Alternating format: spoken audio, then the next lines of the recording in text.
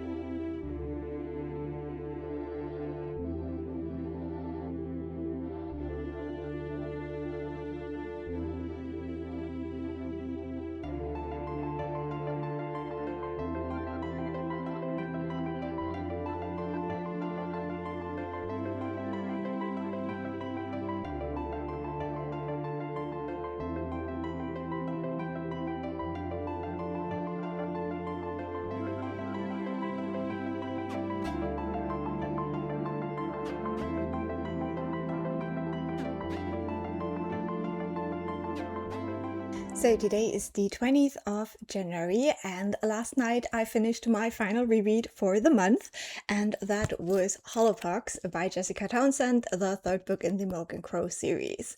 And this was a difficult reread, I'm not gonna lie. When I read this book the first time, it was during lockdown in 2021, and that was already a difficult time to read this book.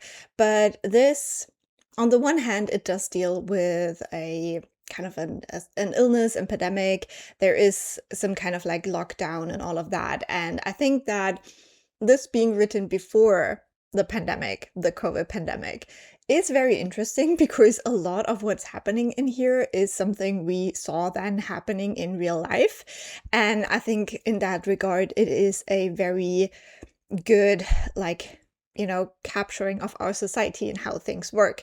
However, this book is also about exclusion and alienating people and trying to decide who the people are that belong to the society and who are not the ones. And so this again was such a difficult read. And in the first two books, we really focus on Morgan and how terrible Morgan is treated by other people. And in this one, we take a step back from that a little bit. Morgan has arrived more in a sense. She's more part of her community now. However, now we see that even in Nevermore, not everything is perfect. Even this magical world has problems and has bigots. And yeah, it's so hard to read, you guys. It was so hard to read. And I think it is such an interesting attempt to do that in a middle grade novel. And I think it is successful, but also I think that for like younger readers, it might be really important when they read this book to have someone like an adult to talk things through with, because yeah, it is just very horrifying what's happening in this book. But then again, we see it happen like pretty much every day in our lives now. And so, yeah, again, I think this is like a very good look at our society and how it works. But it is also very painful. But then the ending is on a hopeful track, but it also opens up a lot, like with how things will go for the rest of the series. And so I love this book. I think it is in a way very different from books 1 and 2. But then also like Morgan is growing up and the readers potentially are growing up. And so, yeah, I am now very, very stoked to go into Silverborn. I really don't want to say too much more about this because we are getting into like heavy spoiler territory. But this one also just again is so creative with the magic that we explore in this one. I feel like it's not quite as like happy magical as the first two books, but it is still like really cool to see, especially like Morgan and how she evolves with the magic. That is lovely. But we also see kind of like a downside of the magic, especially with the hotel and how it reacts to stuff that is going on.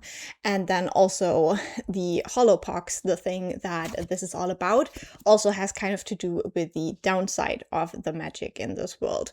So overall, yeah, I love this book, but getting through it is hard. So it is my birthday week officially now, so I am very excited to start reading Silverborn later tonight. This is what I've been working towards in a way, because yeah, I have been waiting for this book for so many years, and when it finally came out last year, I was so excited, and I think it's like the perfect timing now to read it, kind of like as a little birthday present for myself. I can't wait to see like Morgan grow up and to see all the new magic we will probably get in this book.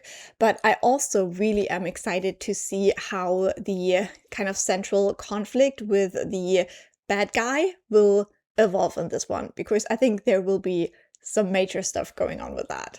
Apart from that, I'm now also about a third of the way through Dungeon Crawler Carl, and I am happy to say that I'm enjoying that one a lot. I'm having a lot of fun with it. I think that Carl is a very intriguing character. I definitely like the narrator voice that we get for him as a character in the book. I also really like how the audiobook is done and the kind of like effects that we get with the announcement and all of that.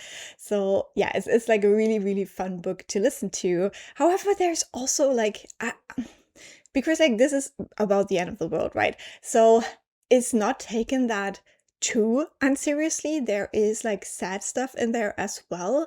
And just like these moments when Cole is like, well, it's all gone now. So I do like that it's not all like silly, goofy, we're running through the dungeon, dangerous, fighting goblins stuff, but that there are still moments when like reality hits, even though like what's happening is like so wild that it is kind of taking over. But yeah, I am having a lot of fun. I do really like Princess Donut. I have heard that people have mixed feelings about her at the beginning of the book, but as someone with a cat that is not always very friendly, I can definitely see it's a cat. Princess Donut is a cat, and there might be like nicer cats out there, but she's definitely a cat. And I do like it when we have like animals in books that like speak, or where we get the perspective of the animal, when they really feel like the animal. And Princess Donut does feel like a cat. So yeah, I really like her. I really like her like snubbish kind of like English accent and all of that. And yeah, I'm having fun. Let's see how this will progress. The first bit of the book is still very much like setting up all of the rules of the dungeon and kind of like giving you the intros. But now Donut and Carl are starting to come up with a little bit of a strategy, how they're going to handle the dungeon. And obviously they do have like different ideas, but I think it's like really fun to see them work together, even though they're like such different people. So yeah, I'm going to continue with that and I'll update you later.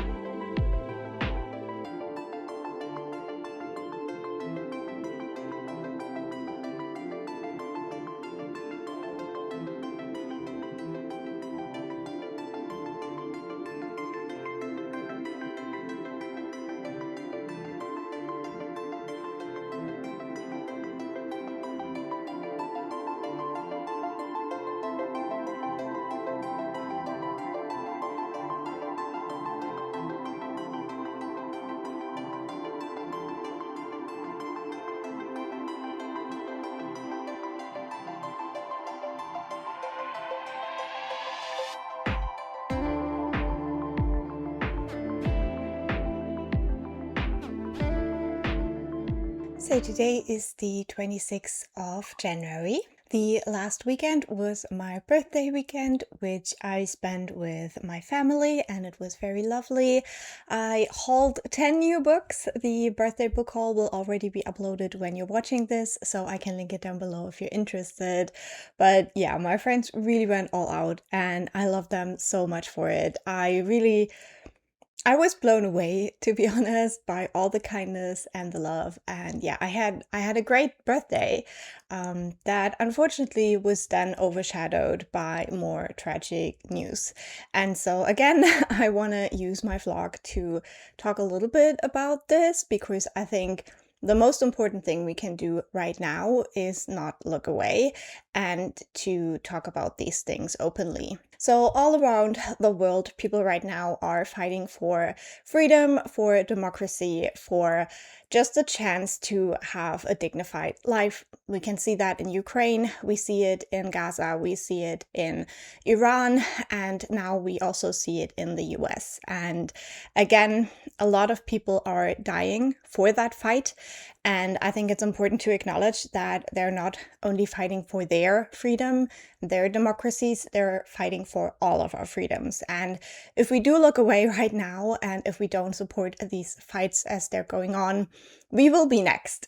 It's just what it is right now. I think, yeah, it's just important to keep in mind that these are not like insular incidences that will never touch us in our lives. I think that what happens in the next couple of years will be very important for the whole world, and Europe especially as well, because yes, things are also not always great over here. So I hope you keep yourself informed. I would suggest that you don't use like news apps that will ping you and send you messages on your phone whenever something happens.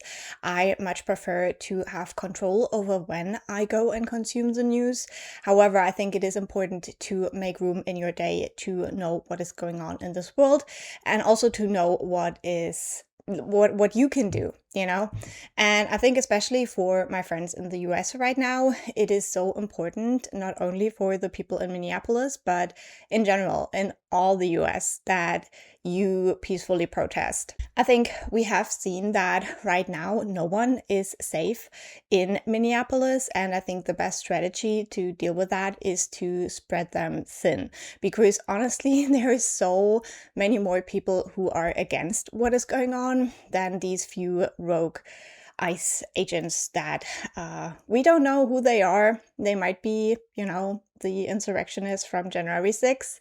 Who knows? But we know that they are not afraid to kill people in the middle of a street. So I think at this point, since September, as far as I know, 4 people have been killed by ICE agents, and this is not gonna stop.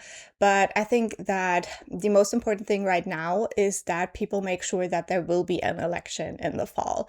I think this is the next big thing that the administration will try to prevent, and it is the one thing that could really change everything. So people will have to make sure to protect these elections. So yeah, if you're one of the lucky people not affected right now by any of this, then I would highly recommend that you find ways to still help. This is one of my tiny ways that I hope to help. If I get even 1 or 2 people to pay more attention to the world around them, then that is a success for me. I think that it is very encouraging to see that these issues are spreading. People you wouldn't really think about are speaking up. Over the weekend, I have seen golf dudes and horse girls and the crafting community all put out statements, and it's great to see so much attention on what's going on in the US. I have said that before, that especially from a German perspective, I think that resistance and open resistance is the most important thing. It's the one thing people did not do here, and we all know that they paid the price dearly. And because of that, I'm very hopeful. But we cannot forget that all around the world, there is terrible, terrible things happening. There's wars, there is people getting displaced, having to flee and again from violent militias that are hungry right now, that are in the freezing cold right now, and we all have to find ways to help this. I think that is going to be my little political mental breakdown for today. We all have to deal with that somehow. So let's talk about books, because that's why we're here. Reading update. I finished a book on my birthday, which was great. I finished listening to Dungeon Crawler Carl, the first book, and it was really, really good. I had a really great time with it. I think that it was a very fast read, it really flew by. I loved the characters. I think that while it is so action-packed, it never shied away from also being kind of sad and bringing up topics that are really heartbreaking as well, because literally the world is ending in this book. And I think that the way the balance was kept with that was really good. I really enjoyed that, and I will definitely continue on with the series. For now, I gave this first book 4 stars, so we have some room for the later books, because I've heard that they only get better. So we'll see whether that is correct. I also started a new audiobook, but I'm only a couple of pages into that one so far, and that is Raybearer by Jordan Ifueko. And this is a book that I have been meaning to read since it came out, literally, and I think that was in 2020, so it is a long overdue, but I finally picked it up in the Libro FM sale, and so now I'm ready to go, and I'm intrigued to see how I will like it. I have realized that there were a lot of books recently about evil mothers who only have children to use them for their revenge, or to further their own power. So that's an interesting trend, right? Kind of fits with the whole like evil stepmother fairy tale trope. But apart from that, I'm not really far into this book at all, so I think I will talk about it more at a later point where I know a little bit more of what this one is about. Now for Silverborn, my hope was to be finished with this one by now. That is absolutely not the case. I'm only about 130 pages in so far. I have been struggling with my reading mood a little bit just because of everything that has been going on in the world, but also my personal life. I didn't have like a great week last week. So yeah, we are not that far into this one. I also can't really talk much about this one because so much has already happened in the previous books that I don't want to spoil. However, this one does a few things differently that makes it a little bit more difficult for me to get into the story. So we do have kind of like time jumpy bits because we start the book off with something that will happen later on in the book. Then we jump back a couple of weeks and we learn what happened there. And then we do another like little time jumpy thing in between. And it's just a little bit more disjointed because of that. I think it is meant to kind of build intrigue because of one thing is mentioned, especially in this first part. I don't know how I feel about that though. I don't know how I feel about it when a book series suddenly changes the way it's told in the middle of the series. So we'll see. I just have to sit down and like really get into this one. But for now, yeah, I've been struggling with it a little bit more. So that's all I have for the reading part. And for now, let's hope that I can actually sit down and read a little bit this week.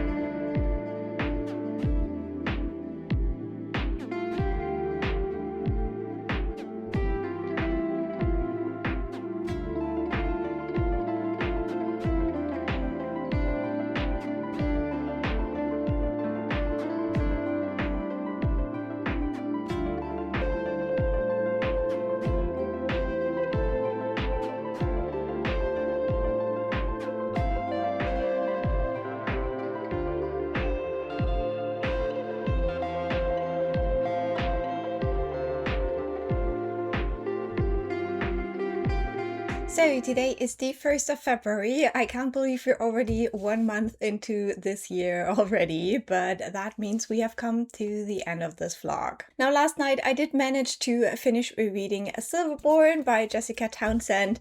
This series has been my January project and I'm very happy to report that I finished reading this book. This was my most anticipated book for many years since it was announced. I have no idea how long the wait will be for book 5 of the Morgan Crow series, but you know I will be sitting here waiting for that book. Now Silverborn, in my opinion, is a really great book. It isn't necessarily a really great Morgan Crow like Nevermore book. I will try to talk more about what I mean by that in my reading wrap up, but in short, I feel like this book is taking some risks and I think it is successful in a way, but there were a lot of things that make the Nevermore series special for me that were missing from this book as well. So I felt like while I really enjoyed reading this book, I just had these moments where I was like actively just like missing characters that weren't in this book or weren't as much in this book.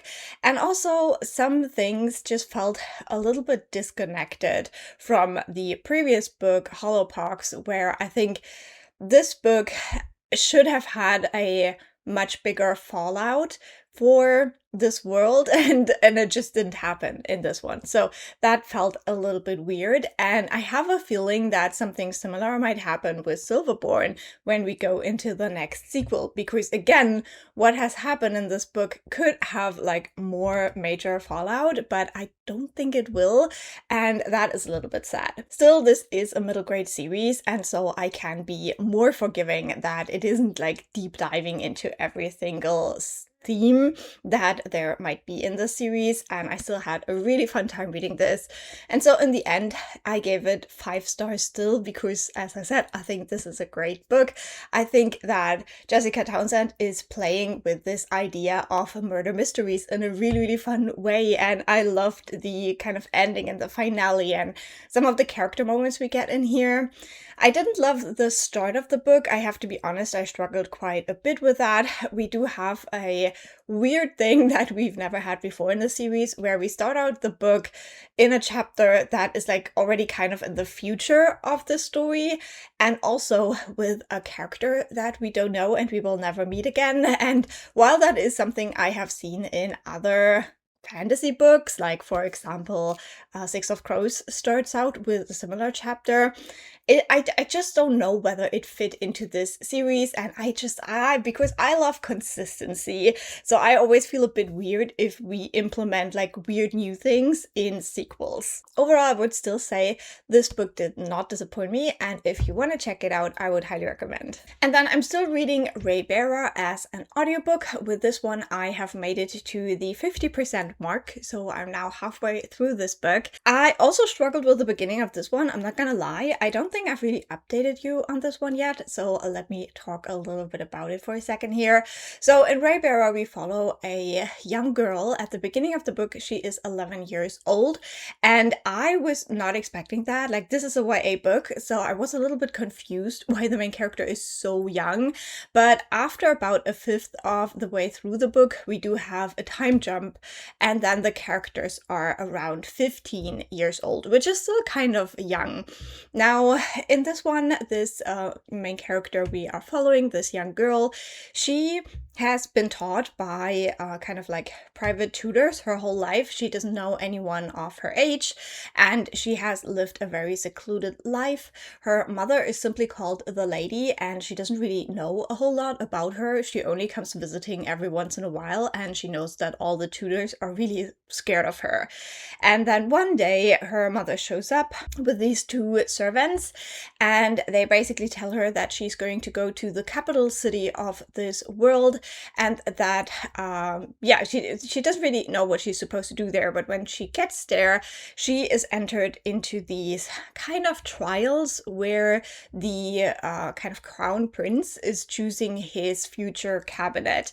And in this world, it works in a way that every like emperor person has 11 people in his council, like counselors, and these people also are his protectors, and they are connected through the ray, and so basically they are very like codependent. They can't really leave the council or anything like that, and if the emperor has his council, he cannot be killed. He can only die of old age eventually, but he is protected against any other kind of death. And so that is kind of where our main character ends up, and she figures out that her mother is having some nefarious plans once our main character reaches this level, that she will be introduced to the Council of the Crown Prince. Now, as I said, I struggled a little bit with this book. I feel like I've seen this trope a lot recently, where a mother will have a child simply for revenge. It reminded me of Black Sun, for example.